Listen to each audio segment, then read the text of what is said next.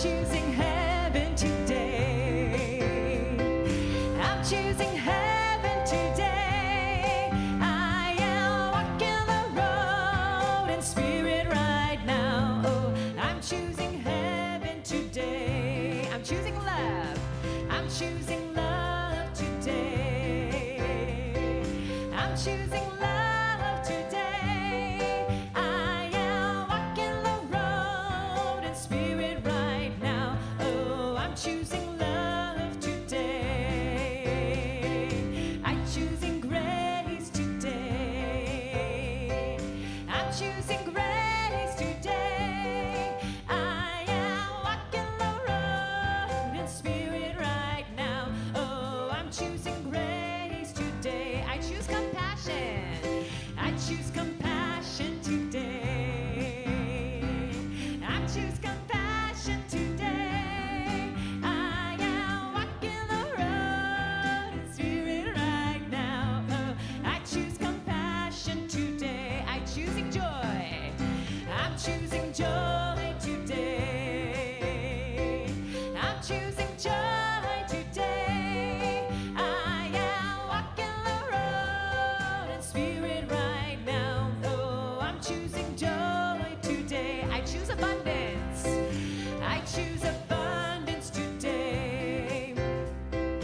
I choose abundance today. I am walking the road in spirit right now. Oh, I choose abundance today. I'm choosing heaven, everyone.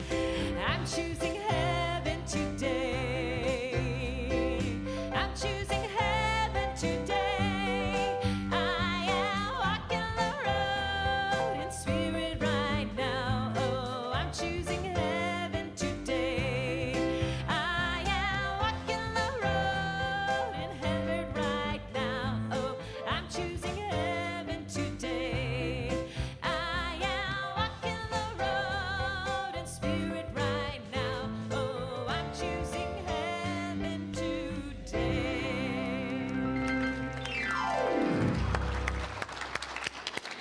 Thank you, Elise Carver, and welcome to Redondo Beach Center for Spiritual Living, the place where on Sunday morning, on Wednesday morning, on every day of the week, and as we awake and as we go to sleep, we know who we are. We know that we are divine beings, and we know that everyone else in our experience is also a divine being. And so we come here to be reminded of that. In case we forget during the week, we come here to be reminded of how magnificent we are. Tell someone right now, you are magnificent. And who remembers what the response is? Who remembers what the response is? It is true. Thank you. Welcome to those of you online. Thank you so much for joining us today. It is a good, God, glorious day, and we shall rejoice and be glad in it. Yes? Yes. All right. So let's get the announcements from Reverend Catherine. Good morning again, everyone. We're so glad everyone is here. We have so many things coming up, so I really need to step into it. First of all, we want to thank all of you, and there have been so many of you who are contributing to our roof fund, choosing the idea of making this wonderful, this thing that happened to us, which was an accident, but we're making it a divine happening by your generosity, helping us bring things back to better than it was, because that's the goal, if anything, when we come back and redo it. So thank you. The rains came, they're gone, and we are on our road to fixing it. We are still in need of support, and we still welcome all of your gifts. Now today, Reverend Gregory, our brand new senior minister, is going to be doing a workshop that's entitled Relationship as a Spiritual Practice. Relationship as a Spiritual Practice. It begins at 12:30 and it goes until 2. And it is in the sanctuary of Richelieu Hall. Oh, Richelieu Hall. That's what I wanted to make sure, and I don't want to give you the wrong message. Now, on August the 5th, which is tomorrow, our men's group is going to meet for their bi-monthly meeting out in the foyer. So take heart if you've never been. I know that the men's group would love to have you, so be part of that. We also are having the yard sale, which we are continuing to talk about. The dates are 27 through 27 of September. So keep that in mind for all those things at home that you have that you need to find a different home. It's also very much, we are in the back to school time. The sales are going, and it's a great time to buy school supplies for those people we support at Rainbow Services. And so your donations go directly to those children that are served by Rainbow Services, and so we welcome everything you bring. You can see right out there, unless it gets moved, right out there a backpack that someone is filled with cool things, and that's your inspiration as you walk past. So thank you for that wonderful backpack. Now, the big thing that's coming up is this wonderful divine dining experience that's happening on the, and the hosts are sitting right here on the front row. It is the 18th, but the important thing right now at the top of this is that all of us need to sign up and pay for our ticket by the 11th of August, which is next Sunday. So keep that in mind. The chef needs to have an exact count, so there's plenty of food for everybody. So get out there and sign up and buy your ticket. We are also, the tickets are $100. And the other thing about this, it's going to be an amazing event. If you've ever been to one at Claudia and Jim's house, you can know what I'm talking about. If you haven't, there's going to be wonderful music because the theme this time is 60s, 70s Motown sound. And singers yes, singers that you might be familiar with, Claire Bethay and Rick Parmley, are going to be doing 2 sets of music from that. It's going to be fantastic. And there's everything is live, and it's just wonderful experience. The food is going to be catered, or the chef is Chef Schaefer. He is from the Depot, if that's a favorite place of yours. Now, are you ready for the menu? There'll be appetizers of mac and cheese bite, bacon-wrapped sausages, and mini grilled cheese, followed in the main course by fried chicken and French toast. Now, that's Claudia's version of chicken and waffles that some of you... What? Oh, his version. You're not cooking it, Claudia? She could. I'm telling you, she could. It says Claudia's here, so I'm giving you the credit. Barbecue beef sliders, Yukon Gold potato salad, pan-roasted whitefish with pepper stew, dirty rice and beans, and dessert, sweet potato pie and assorted cookies. I mean, doesn't that deserve applause right there? It sounds wonderful. If it makes you hungry, then you're probably not alone. And yes, there is a bar, Claudia says. Her bartenders are creating 3 specialty drinks in addition to wine, beer, and non-alcoholic beverages. Now remember, the deadline is next Sunday. There are no exceptions to that, and that's really important. And so there's this meal ticket gives you the concert, the dinner, the drinks, and know that 100% of your ticket price goes directly to this center, and we are grateful to both Claudia and Jim for what they're doing for us. Now, going back to more regular events, just this coming week, August the 6th, yoga is not meeting this particular week, so keep your mat rolled up this week. Now, this is a new event. Some of our teens are now young adults. The young adults are offering, this is next week on the 11th, they're offering a workshop for many of our members' participation over in Richelieu Hall. It'll be at 12:30 next week. That's the 11th of August. So you can come and experience a taste of the young adult retreat as you're guided through by our now young adult teens. And this is offered on a love donation basis, and all donations go to serve these teens in their pursuit of the young adult leadership part that they're stepping into. Woo-woo, yes. So also next Sunday, we have choir practice. It is going to be here after service. It's going to be at 12:15, and also the Women's Circle is meeting next Sunday, and they meet in the teen room.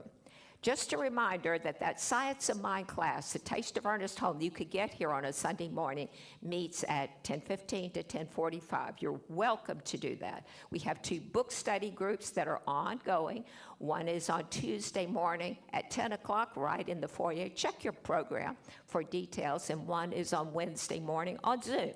But details for both of them should be in your program. We invite you, when you're thinking of gifts and cards, to think of our bookstore. We have some beautiful offerings, so check out what we have. It's a wonderful opportunity for you to support the center in a different way. And if you're just interested in our library, it's also there. You can check out some books. The prayer circle is back. It's going to meet today after service, and it meets right over here. There'll be a practitioner leading the prayer circle, so when you're invited to come down, you come right here to the grand piano and join the practitioner on duty. Now, we also are asking you, if you are here for the first time, if you would raise your hand, we'll give you this wonderful gift bag if you would like to have one. And as we used to say, if you're a little shy about raising your hand, you could get one at the front desk. We want everyone who's here for the first time to have a little bit of information for all of that. I don't think any hands were raised, sir. As a big thank you for volunteers, as we have so many volunteers. We have gardeners that are doing wonderful things. Oh, and the tech crew back there, they make this all happen. It's wonderful. Our kitchen, our hospitality group, even we have volunteers behind the counter. I mean, this is an active volunteer place. You're welcome to join them if you're interested in helping out. And so, in this moment, we are taking a deep breath and readying ourselves for the meditation part of our service as we move into the spiritual moment. So our wonderful lead musician is going to bring us into that. So take a breath and simply enjoy the moment.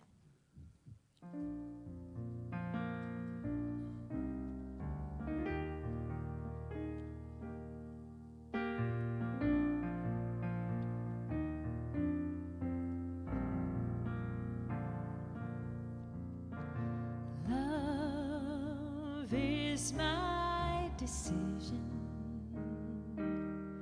It's up to me to give of my heart. Love is my decision. No one else can tell me to start. And once I decide to change my God will show me how. Love is my decision right here and now. Love is my decision. It's up to me to stand on that bridge. Love is my decision. No one else can make me forgive. And once I decide to change my mind, God will show me how. Love is my decision right here and now. 'Cause right here and now I know it's done. The life that I've dreamed of has finally begun. Sure sun shines down on me, I am the one to set myself free. Love is my decision. It's up to me to dance down the road. Love is my decision. No one else can lighten my load. And once I decide to change my mind, God will show me how. Love is my decision right here and now. My decision right here and now.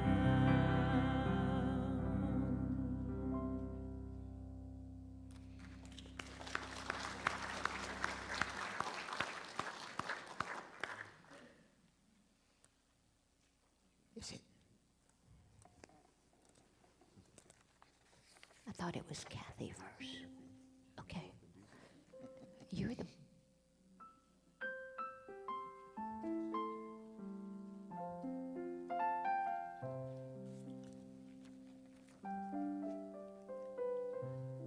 I was thinking the other.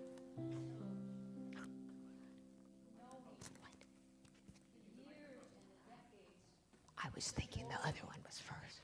Of harmony, of peace that is present in this place, in this sacred place, in this holy moment of now, knowing, thank you,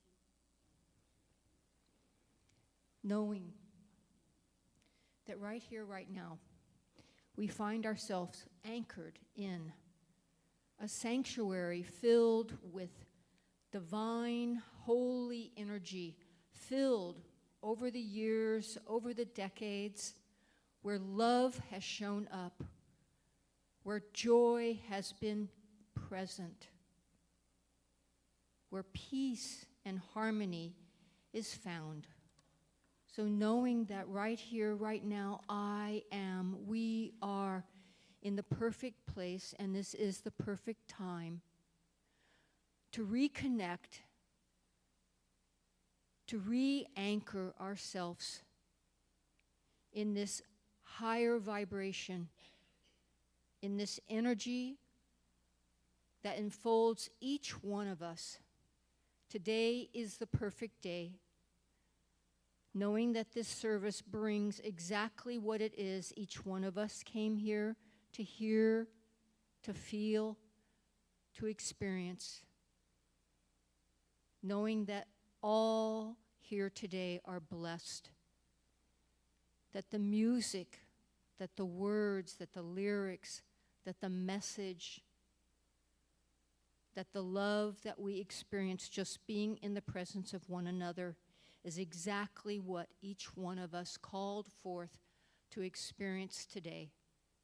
So filled with absolute gratitude for this opportunity for us to come together, to deepen our understanding, to experience greater love, joy, and peace. We simply say, and so it is.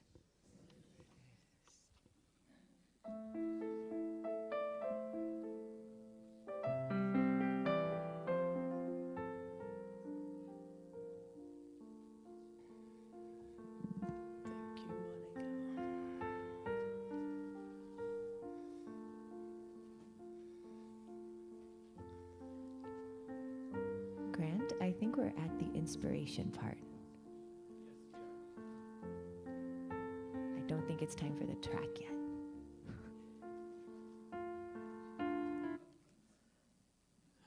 Okay. It's a Almost, lovely though, ending. almost. Thank you, Elise. So good morning, everybody. Love your enemies. When I saw the title for today's talk, my thoughts went straight to that Bible thing in Matthew that says, love your enemies and pray for those who persecute or despitefully use you.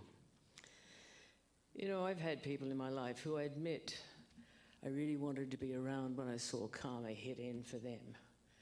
Not a nice thought. But I suppose you think about that as revenge and avenging, and that's not our teaching. So I had to look up the real meaning of the word enemy. It's a person that's hostile or opposed to a policy, cause, person, or group. And I thought I was verging on sainthood with some of the forgiveness stuff that I've done in my life. But I have endeavored to see things differently, or to reframe events, as we say. It doesn't happen at the time for me, but afterwards I can work on it. And some of those things were healed, and some weren't, and some still have to be healed. So in Romans, very loosely translated, we read, if your enemy is hungry, feed him. If he's thirsty, give him something to drink. For by doing so, you will heap burning coals on his head. Now, in the old days in Egypt, that was something that they did. They carried a pan of burning coals on their head to signify repentance. And I have to admit that being averse to pain and discomfort, I'd rather do the mea culpa thing. But, you know, the Dalai Lama shared it thus: take care of others wholeheartedly, of both our friends and our enemies. This is the basis for true compassion. And we're encouraged to pay kindness to our enemies instead of trying to hurt them, to not allow their mean or cruel actions to control us, and instead to make the decision to choose peace as our response, not to seek vengeance, to seek help to help our enemies. You know, that's a tall order sometimes. However, there's an upside to doing it, and it's a very personal one.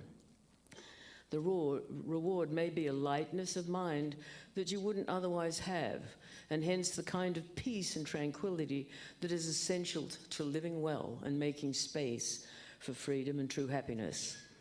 When I left Australia to travel the world, I packed a couple of favorite books, a little set of Florence Scovel Shinn's books, and a copy of Marcus Aurelius's Meditations. That's now described as one of the world's first self-improvement books. He wrote that 100 to 150 AD. I chose to look at his writings again. Marcus Aurelius, the philosopher, way back then advised that the best revenge against an enemy is just not to be like them. And he asked, you know, how much more grievous are the consequences of anger than the causes of it? We all know St. Augustine's quote, resentment is like drinking poison and waiting for the other person to die. You got that, huh? So we choose to go inside. It's a little more difficult, but it's essential to go there. Do we choose to realize and accept that our greatest enemy is living within us? You've heard the expression, he's his greatest enemy. There's a lot of depth to that. In our textbook, Ernest Holmes writes, or quotes Matthew actually, a man's foes shall be of his own household. And he writes, there are no enemies external to our own mind. This is one of the most difficult problems to understand. And simple as it sounds, it penetrates the depths of Creator's causation. Phew. To understand and apply this is the reason we keep coming back for classes and discussing things, and we're encouraged to go inward daily to grow and to deal with all this. We know when we feel that someone's pushing our buttons, and that is where we get to go to call the so-called enemy inside. There's a gift to be found in our reaction. If we choose, we can think about why that little zinger just got us. Those so-called outer enemies who get us become our teachers. And as we then quietly thank them for the gift of insight, they no longer have any so-called weapons to use against us. We render them powerless. There's an African proverb that reads, when there is no enemy within, the enemy outside can do you no wrong or harm. Now, if you're going to quote Winston Churchill back to me, he stole it. But he also used that quote. So Marcus encourages us to realize that whenever you're about to find fault with somebody, ask yourself the following question. What fault of mine most nearly resembles the one I'm about to criticize? In rereading his works, I have to remind myself he also urged us to know that our life is what our thoughts make it. The happiness of your life depends on the quality of your thoughts. We get it, right? It's not new. So as we get to know those so-called enemies within and determine to befriend them, let's remind ourselves now of Marcus Aurelius' thoughts by repeating them with me. My life is what my thoughts make it. The happiness of my life depends upon the quality of my thoughts. And so it is. And now we're going to have Elise Carver come up and share some of her talents. Please don't tell me you know how to play the tuba. Okay.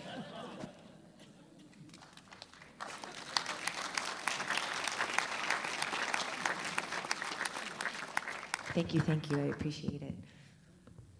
This song I wrote to kind of help me remember when I fall back into those places of separateness, that we are all one. Every single last one of us is one.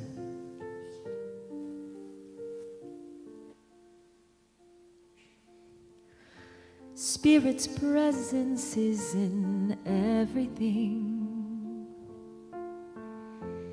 All creation is miraculous. Every single person is holy. Every single being is holy. Spirit's presence is in everything. All creation is miraculous. Every single person is holy. Every single being is holy. Even in the tiniest blade of grass I see God. Even in the tiniest grain of sand I feel God. Even in the scent upon the air I smell God, for God is everywhere.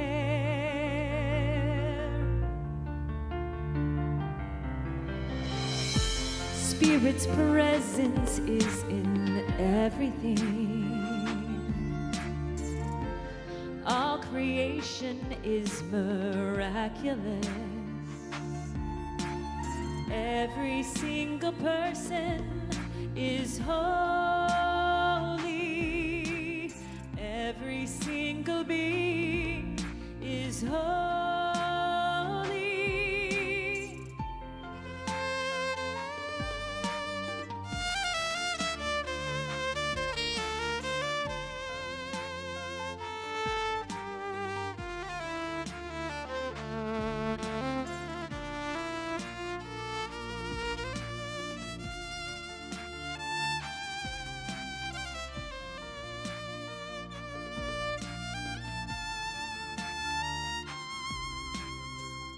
In the tiniest grain of sand I see God. Even in the tiniest blade of grass I feel God. Even in the scent upon the air I smell God, for God is everywhere. Sing with me if you like. Spirit's presence is in everything. All creation is miraculous. Every single person is holy. Every single being is holy. Spirit's presence is in everything. All creation is miraculous. Every single person is holy. Every single being is holy.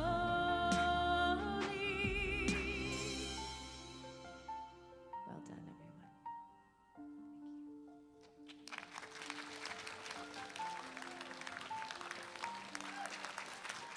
Thank you so much.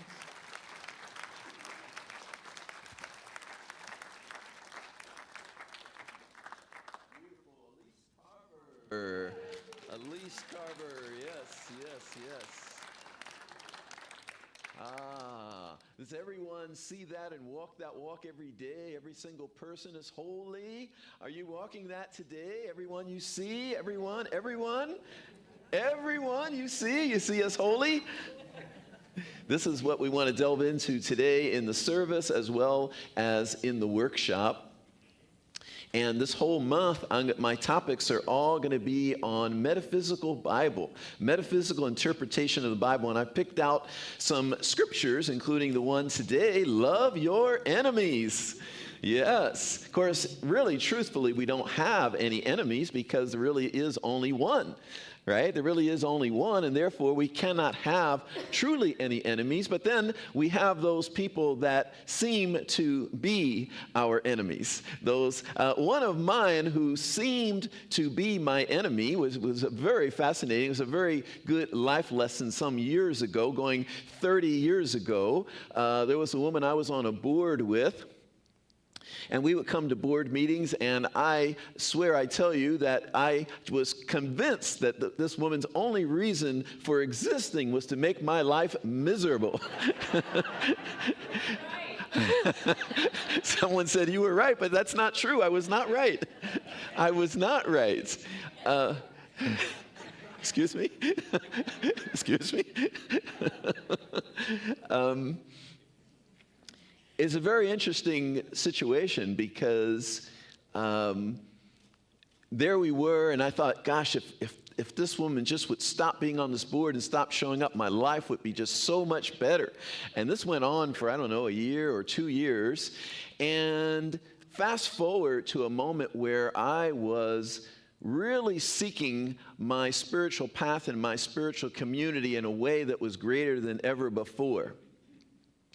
And this woman, who was my nemesis, so to speak, my enemy, she happened to be one of 2 people who introduced me to this beautiful teaching called Science of Mind. How about, yes. That was a beautiful life lesson for me because surely I was not one who typically had enemies, but in this case, I was making an exception. Surely she is my enemy.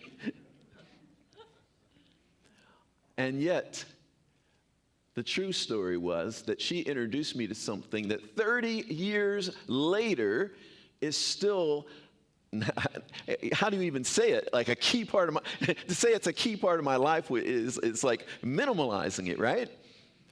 Like it changed my entire life. It changed my entire trajectory of life to the point where my whole life is about this teaching that my nemesis, my enemy, introduced me to.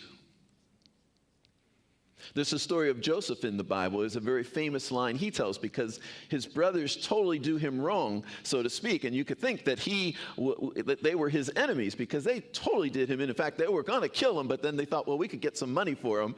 And so they sold him instead of killing him. But Joseph's consciousness was so clear, he just kept on rising and rising. No matter what situation he was put in, he kept on rising. And he was very smart as well, and he was very much an interpreter of dreams, and he interpreted the Pharaoh's dream and that there was going to be a famine in the land, and because he did that, Egypt stored up all of this food, and no one else did, and so his brothers one day come looking for food, and they don't recognize their brother at first, but then they recognize their brother Joseph, And they are like, kind of like, oh, shoot, we're in trouble because he's the one in charge of this food, and we need food, and he's certainly not going to give us any food. But the famous line that Joseph used when they got to him and they started apologizing, we're so sorry for what we did. He said, you meant it for evil, but God meant it for good.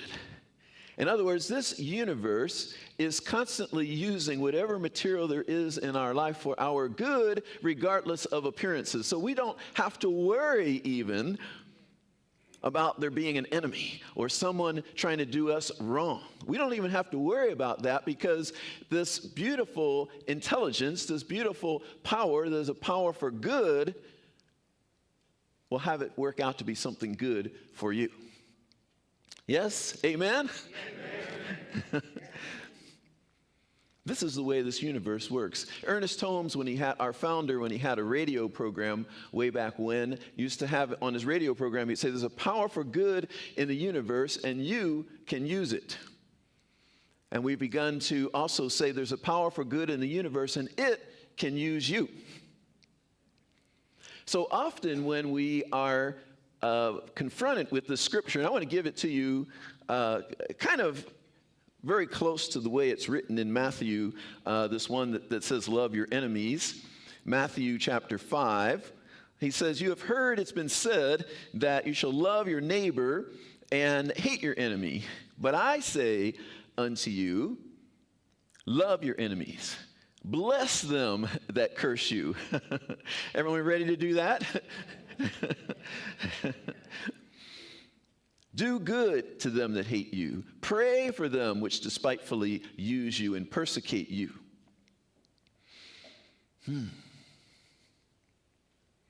This is an amazing teaching. I would say that this teaching is one of the core aspects of my calling. One of the core aspects of my calling and my path, my own personal path, is this very scripture right here, because there's such richness in there. Because in order to do that, we really have to come into not just an intellectual understanding of it, to really do that, to really do that. We have to come into not just an intellectual understanding that everyone is holy and everyone is God and all of that, but an actual embodied sense, an actual embodied experience of divine love, or agape love.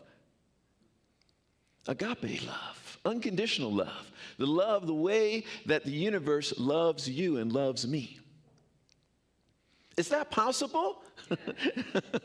Is that possible that little old you and little old me could step into agape love, could step into this teaching to love your enemies, love those that despitefully use you and curse you and persecute you? The first step would be that we would have to want that, right? Some people say, well, I don't even know if I even want that. I'm not even sure I want to love my enemies. So the first step would be that at least I want to be there. I want to be this place, this portal, this vessel that divine love could use in amazing ways. How many of you are there at least? How many of you are there that you want to be that vessel for divine love? Yes? Excellent. So we're right there. We're right there at the place where we can do this. And when I became a minister, something came through me that said, from here on out, you are to have animosity toward no one. You are to love every person, and you are to have animosity toward no one. So it became a deep spiritual practice. It became a deep teacher to me, because humanly, there would come those moments where I would have animosity towards someone. And then that became my spiritual practice, because it didn't stop there. It didn't end there. It would have a moment there, right? There would be a moment there where I would be like, oh, I don't like this person. Oh, I want to hold something against this person. Oh, I want to get back at this person. But I would quickly be reminded of why I'm here. and how I'm to be. And know that how I'm to be is to love every person. That is such a beautiful spiritual practice, my friends.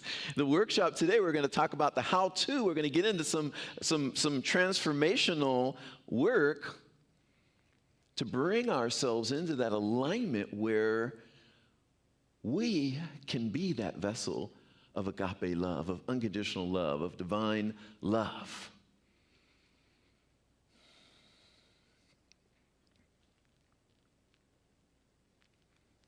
Starts with willingness, though.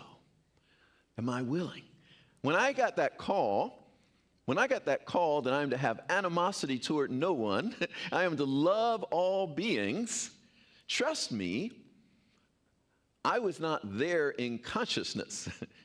I was not there in ability. I was not there in the wherewithal to actually do that. But many of you have probably heard that phrase that God doesn't call the qualified. Who does he call? Who does God call? Yes, God calls everyone. I asked the question wrong. It's like God doesn't call the qualified. God qualifies the called.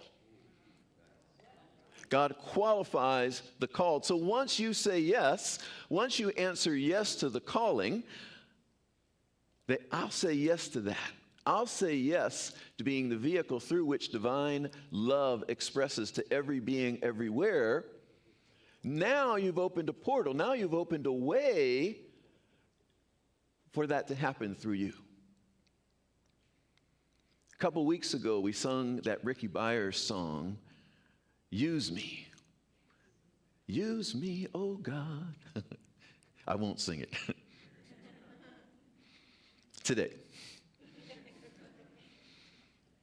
Use me, oh God. It's a place of surrender where we say, I am willing, and that powerful sense of willingness, that powerful yes is the opening for the power and the presence of the infinite to come and start using you and start working through you. And using you as that instrument. We think that it's only other people who can do that. We think that someone else who is special can do that, but really, the only difference between you and the person who is doing that is that they have said yes.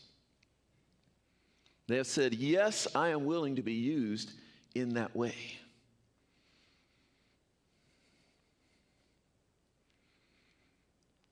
So often, we sell ourselves short in terms of what's possible for us. And when, using a metaphor of tennis, because I play a lot of tennis, on the tennis court, oftentimes I'll say people will lose the game in their head. Before they even do anything on the court, they will lose the game in their head. So an example would be years ago, I was playing tennis, and it was like this at a tennis club, and it's like all ages, but like similar levels. So it's not grouped by age, it's grouped by level. And this woman was in her 70s, and she was a good tennis player. But there was one ball where I said, oh, how come you didn't try for that? And she said, oh, I never could have gotten that. And I said, well, how do you know? Like, if you didn't try, how do you know if you could get it or not? And she said, well, I had a knee replacement, so therefore I couldn't get it, which, of course, is a story. So I, in my sort of whimsical self, had an answer for her. I said, well, you have the newest knees in here then. That's not an excuse. This is a true story. The very next play, someone hit the ball way over her head behind her, like lobbed it, if you know tennis. She lobbed it over this woman's head. And I kid you not, this woman who just told me she had a knee replacement turned around, ran full speed to the back, slammed that ball back for a winner. We often sell ourselves short by losing the game in our heads before we ever even make an effort or a try. When it comes to this love, when it comes to this agape love, when it comes to this being able to love your enemies, to love those, to bless those that despitefully use you,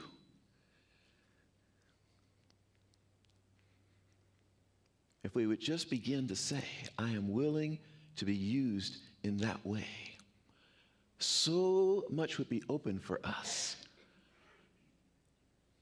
And suddenly you become that person who can do that. And isn't that needed so much in this world today? Isn't that needed today, that we could love every person, every being? Now, let me say one thing before I close, because I know we're getting to the end of our time here. This is very important. A lot of times when we think of this, we think of this human love, even maybe like an emotion, that I don't know if I could feel this love for every person. But I want to say to you that this love that we're talking about here today, the love as God loves, is not an emotion.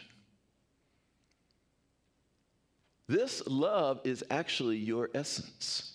This love is, love is a synonym for the divine. Love is a synonym for God. So it is actually your nature and your essence. And so when we say, can you love all, can you love your enemies, it means, can you be in your true essence, no matter what the circumstances and situations are around you? And I say to you today, the answer is yes. Thank you so much. Thank you. Thank you.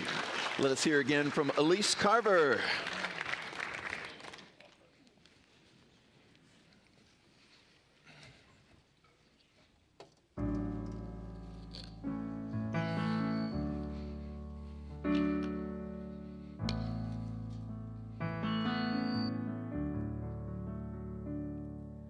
As time has unfolded me, it has revealed to me life's nothing less than sublime. With every thought I make, every last breath I take, may I be gracious and kind. Love, I invite you to open up this heart of mine.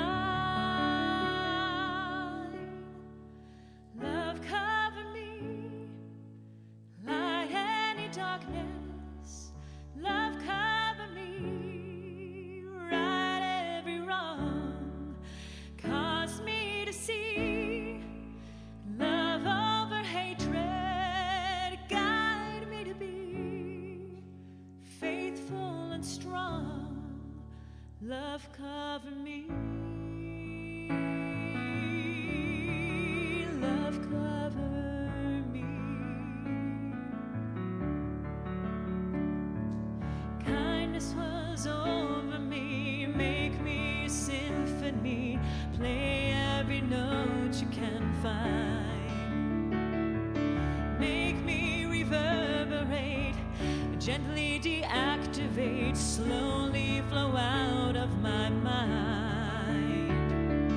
Find me a melody, dance, and may my anthem be.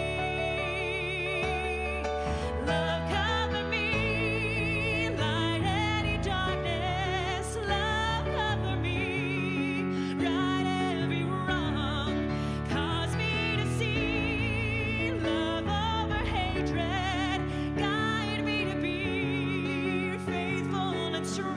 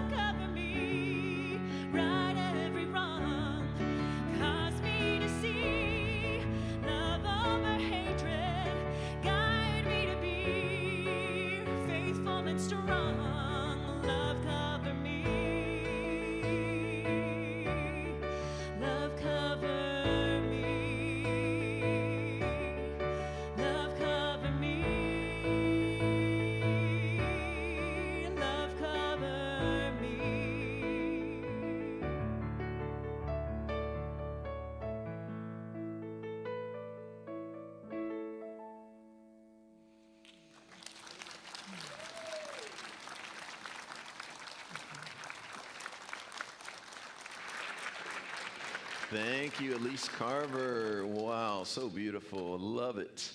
Love it, love it, love it.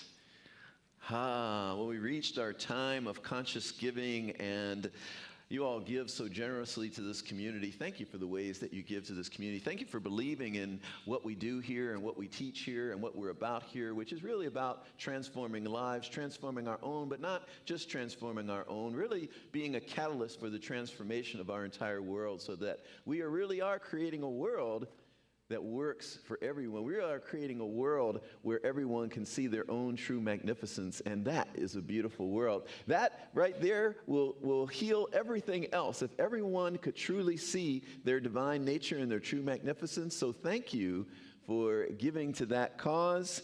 And we have a affirmation, so let us say it together as we give our gifts. Divine love consecrates my gift. It goes forth to heal, to bless, and to prosper all those who give and all those who receive. I rejoice in the sharing of my good, and I release my gift with love, and so it is.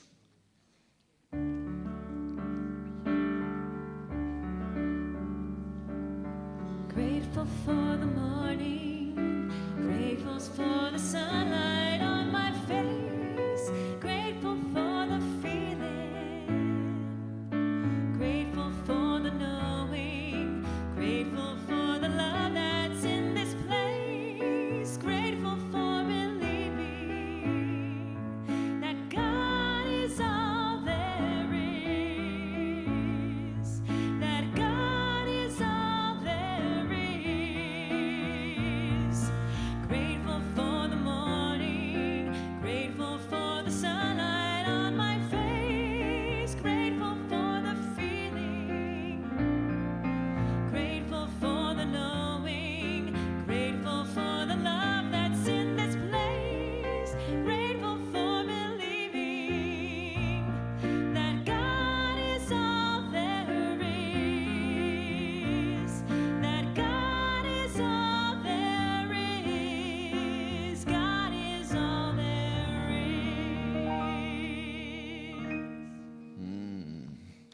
Thank you so much, Elise.